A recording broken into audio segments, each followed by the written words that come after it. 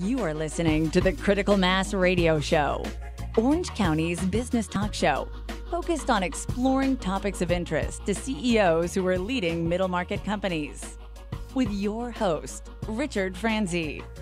Hello and welcome to this edition of Critical Mass Radio Show and Podcast. I am your host, Richard Franzi, and this is podcast episode number 1160. Video marketing is a proven strategy that can dramatically improve your online rankings, social media engagement, rates, and sales. Transforming your business with video marketing is easier than you might think, especially when you work with Website Muscle team, the website team at Website Muscle. So I've got the founder, Sam Nelson, here to talk about Website Muscle. Sam, welcome to Critical Mass Radio Show and Podcast. Yeah, thank you very much. I appreciate it. Well, let's start by focusing on you, my friend. Do you have an interesting story that you can share with our audience about your kind of entrepreneurial path? You know, it's a good question. I guess I would say the interesting. I fell into a completely different career out of college.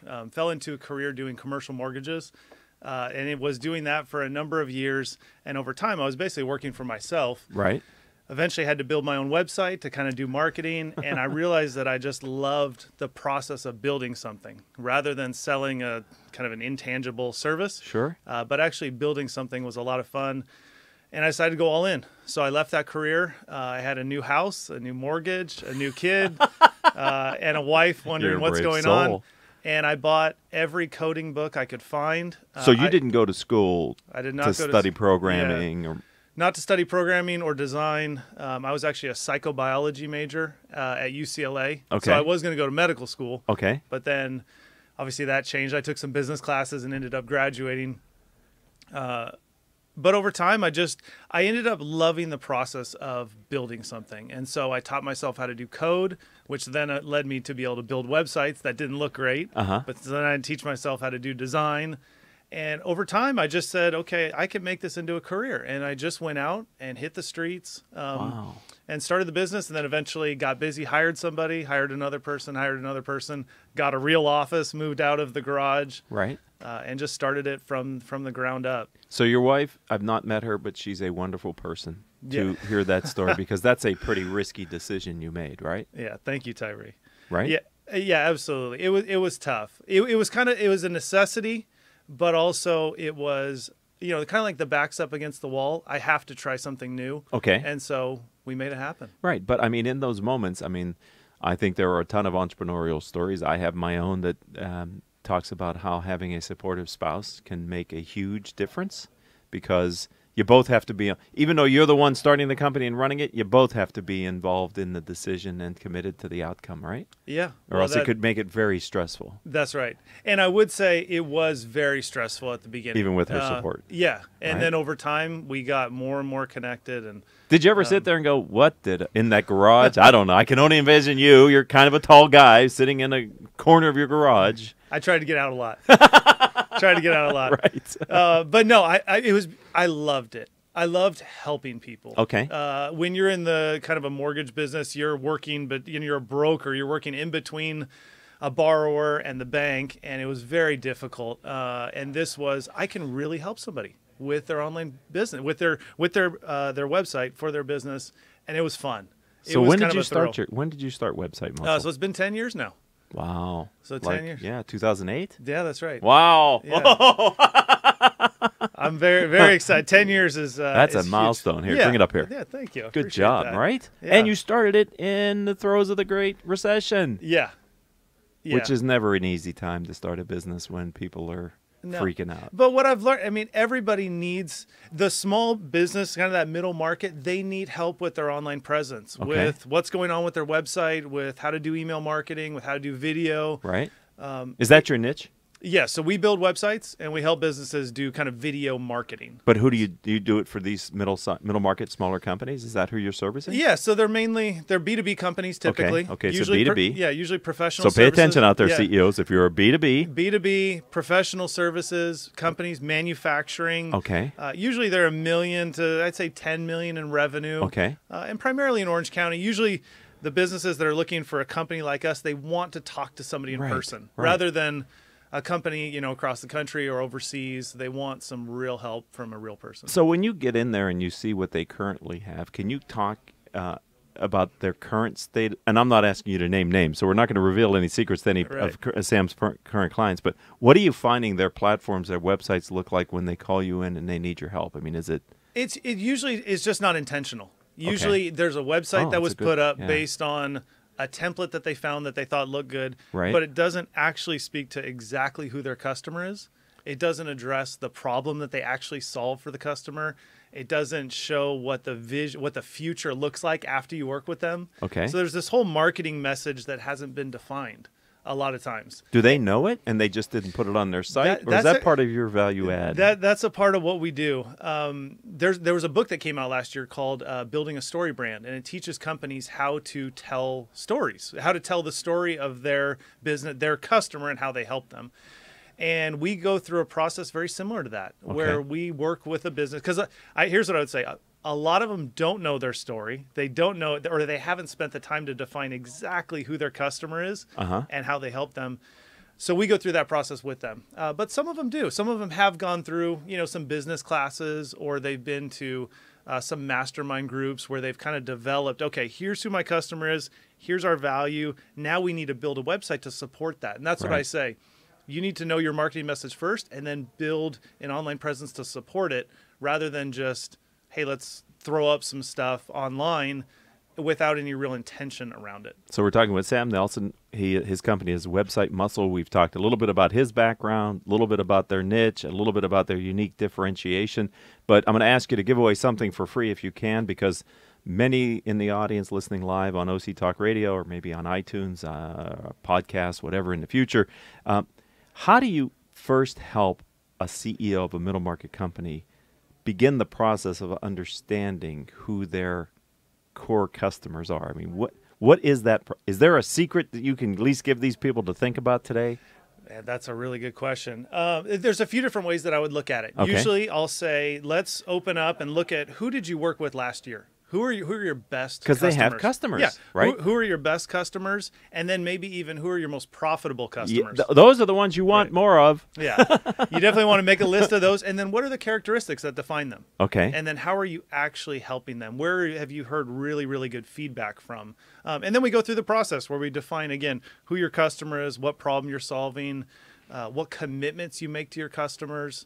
What does success look like at the end of the day? Yeah. These are all great. I hope people are taking notes. If not, maybe you're listening to the live stream, you can pick up the podcast and back it up a little bit and recapture what we just talked about. But I think I'm glad you equated best customers to most profitable customers, because I think until you look at the bottom line profitability, you don't want more customers that just cause you to work harder but don't pay you as much. It's best to get the ones who value your service and will give you margin. And the biggest opportunity that I've found is business owners sitting down and just spending the time to think and say, where is the opportunity? Where are my best customers? What's my message?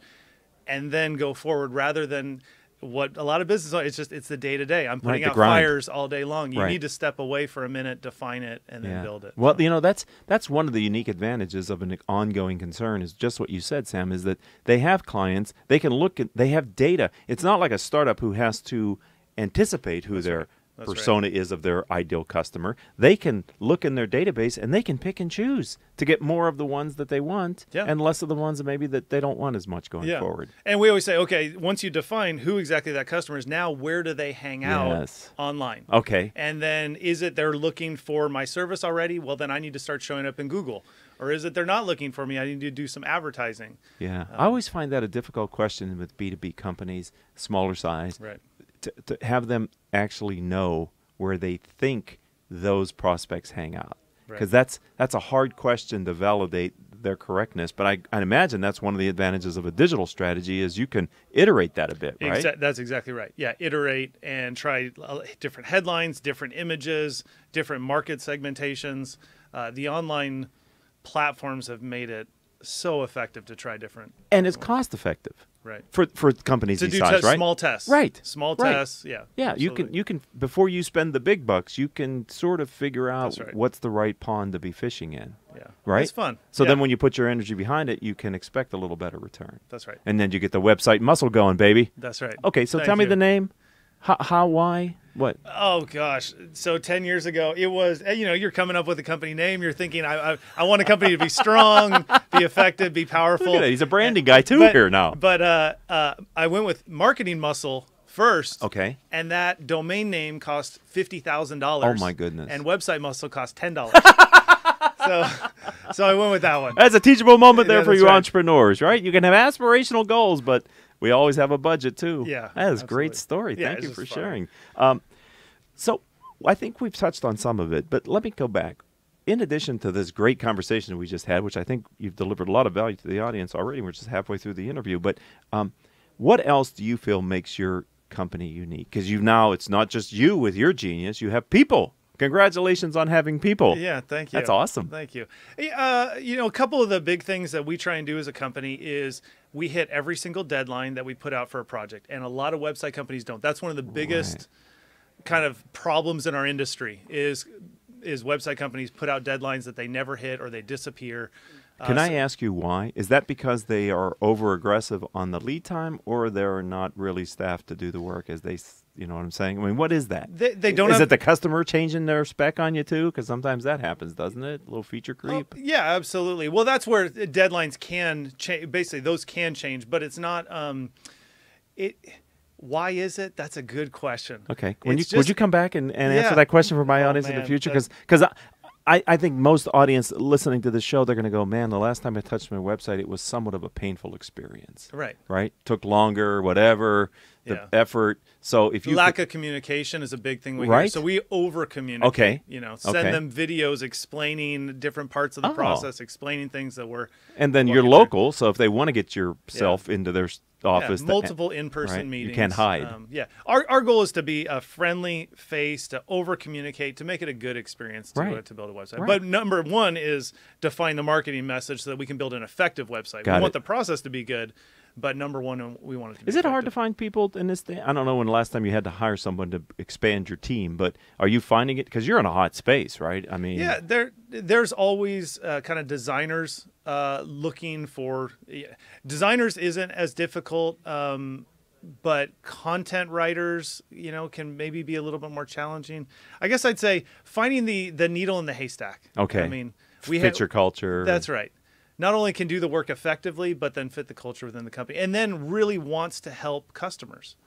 Right. You want somebody who can not only do really good work, but wants to.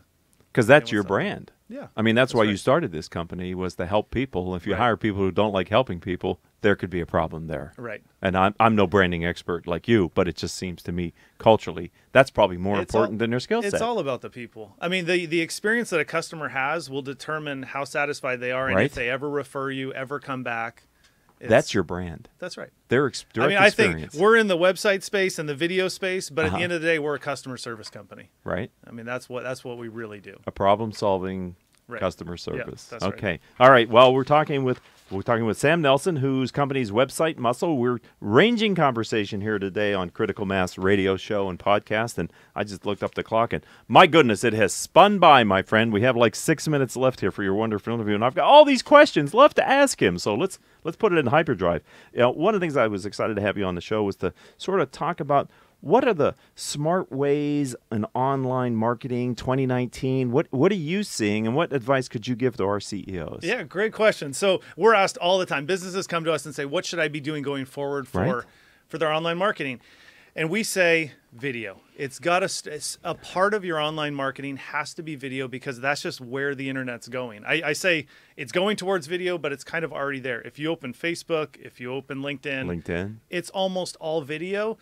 And if you are a business that's putting out video, it just gets promoted to the top of the page almost effortlessly. So we always just say put by out those video. platforms? Yeah, that's right. Because they want the video? And why? Because it's engaging. Okay. It's effective. Yes. People spend more time on the platforms.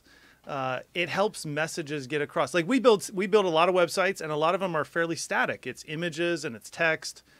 But a way to really convert to make a message powerful is through video form. So if not to give away your secrets, but if you're going to put video on there, are there a couple things you would suggest to these CEOs that they like, length and quality? I mean, what are some of the characteristics of good video versus just video? Yeah. So I'd say there's two things. One, every business should have a commercial for their business. And maybe it's 1 minute, maybe it's 3 minutes, but it's high quality.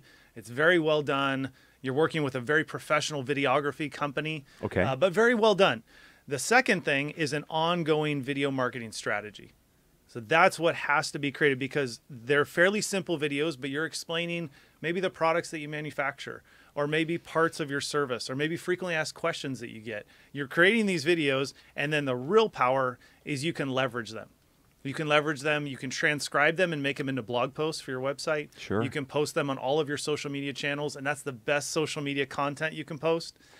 So we just signed and the reason why there's been such a change for B2B companies is because video is now easy to do and it's inexpensive. Is it easy to do?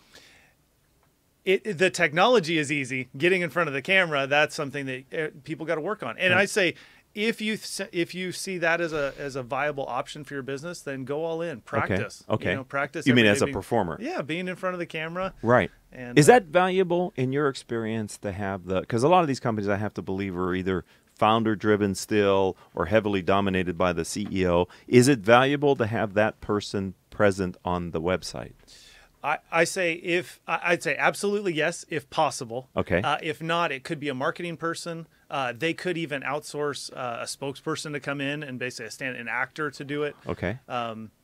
But number one, there has to be. What about having people in the company, create video? I mean, under a controlled environment, not substance, but yeah, right, wrong term, ladies and gentlemen. In a controlled environment, having employees who contribute video. That's right. I mean, absolutely. People get to know you. Yeah. Right. I always say, don't aim for perfection. Aim for getting it done. Okay. Dip your toe in and start putting out video content. It's where the internet's going. So the internet's going towards it. Now, it doesn't have to be all of your online marketing. Yeah. But I think a portion for a lot of businesses, there's a lot of opportunity. So we've seen evolution in where the internet's going. Is this where it's going to stop? I mean, what's after video? I mean, well, then there's virtual reality, augmented reality. Oh yeah. Do you think augmented reality will become a platform that these companies that we're talking about will be able to use to change the user experience? I think it's going to be quite a ways in the future. You do? But yeah, Okay. absolutely. Okay. I mean, technology is never going to change. What I would say, people were telling me that websites were going to go away 5 years ago, 8 years ago, right? It's all social media, right? You don't need a website, It hasn't changed. No. So it's gonna keep going. It's gonna keep going for a while. But we do just say, try video because of how effective it is at conveying a message. Every time we send out a proposal, we send along a video walking somebody through really? to explain the intention. A customized video that goes with that proposal. That's not right. a boilerplated thing, but something customized. Walk them through because we're not always even talking to the final decision maker. So we're sending out a video. We use Soapbox. It's a free platform by Wistia. It's a Chrome extension. Free. It's incredible. Soapbox. You're just giving. Sam is just giving you tons of value here on Critical Mass Radio Show and podcast. It's incredible. Please try it. He's awesome. I've had quite a few guests. I've had 1,474. He's the 74th, and you're right up there in the top. You're up in the top 20%. Let's say at least. We got a few more questions and a few more minutes left to ask you. Did you ever have a decision where you had an unintended consequence? And if so, what is it? Yeah. So that's such a great question. I wrote a book about it. I know. I know. And I love the story behind it. It's incredible. Okay. So I would say we moved a couple years ago, we moved towards really trying to systematize our business, kind of make it a little bit more of the E-Myth thing. You're right. Firm deadlines, kind of a little bit more of a factory as opposed to a creative agency. And in some ways that worked, and in other ways it didn't allow the flexibility for our customers to have where their priorities change, right? Our small business clients, all of a sudden, they need to put out a fire and they can't attend to the website questions we have or the video questions we have. And so we, that was just an experience of going through where we're like, okay, our customer service scores have dropped a little bit because we changed our process. Right. And then we had to relook at it and say, okay, where was some of that good and where was some of it not good? Because that's clearly an unintended consequence of creating a more efficient process. Yeah. It's not that you lower your customer service scores. Right. Right. Yeah, we got projects done on time, but we'd sometimes be pulling them, kicking and screaming through the process. Right, yeah. And that's not good. Okay. So there's a balance then. That's right. Absolutely. Right. Absolutely. You can't be on either extreme. We're not a factory, but we're also not, let's do whatever. Right. Laissez-faire, creative lab. We'll get to it when we can. Right. Okay. Where do you go for outside input and ideas? I was thinking about that. So I do a lot of podcasts. I listen to a lot of podcasts Okay. in the car Okay. that I found really, really valuable. Right. A couple of the ones, there's one called Building Story Brand, which Okay. is the book basically Okay. that we go through. There's a podcast called How I Built This, which is incredible. It's by NPR, where it just talks with business owners who built amazing companies. The MF CEO is hilarious, and that's a really good one. That's a niche. Yeah, exactly. And Impact Theory is one that I watch frequently. Okay. They interview some amazing people, but I'd say podcasts. I love listening, and that's why I love radio. But the time that you have in the car, Right. is just it's so vital. Rather than spacing out, Yes. but having kind of a library on wheels. Beautiful. All right. He's a lifelong learner, ladies and gentlemen. Next to last question. What's your core philosophy? What's your guiding principle? So we have 4 core values as a business. Okay. The first one is humility, and that is critical to our business, to myself as a person, to my family, but we bring that into our business. Second one is ownership. We believe once you get a task, you need to own it from beginning to end. Teamwork, of course, because we are all about being a team and helping Sure. each other out. And then the last one is balance. We want to make sure everybody on our team is fully in balance, both in their life, where they have the freedom and the flexibility to do the things they need to do, but then focus back on work when they need to. And those are the 4 core values that we live and breathe as a company. Well, those are great, and I'm glad that you could just recite them like that. They are actually part of your culture. I could tell by the way you just talked about them. I got to ask you, though, Sam, the balance one can be tricky. It's sort of like the earlier example. It's a That's right. continuum. You got to be careful how. Yeah. You don't want to drive it too far and get imbalanced. Yeah. And you can actually be imbalanced in the other way where the Yeah. business suffers. The way so. that I think about it No. is perfect balance is impossible, Okay. but progress is what you're going towards. Okay. So we always say, what are the areas of your life? How can you make progress towards them? And that's the way to achieve balance ultimately at the end of the day. Look at that. He's ending it with deep thoughts here on Critical Mass Radio Show and Podcast. Sam Nelson, how would someone find Website Muscle online if they wanted to do that? Yeah, so you can just visit us at websitemuscle.com. That's how you find us online. You can look at our YouTube channel, find us there. I'm expecting there's going to be amazing videos. That's the goal. All right. That's Well, the thank goal. you for being a friend of the program and part of the community and sharing a bit of what you know with our audience My today. pleasure. This is awesome. It was fun. All right, and I'm going to thank our engineer, who none other is the station owner as well, Mr. Paul Roberts, our 3 producers without whom this show would not go forward, Joan Park, Crystal Nunley, and Haley Stern. If you'd like to connect with me on social media, let's start on LinkedIn. I'm Richard Franzi, Franzi. And until the next show, I hope all of your business decisions will move your company in a positive direction. You have been listening to Critical Mass Radio Show Business Talk Show, focused on exploring topics of interest to CEOs who are leading middle market companies. With your host, Richard Franzi.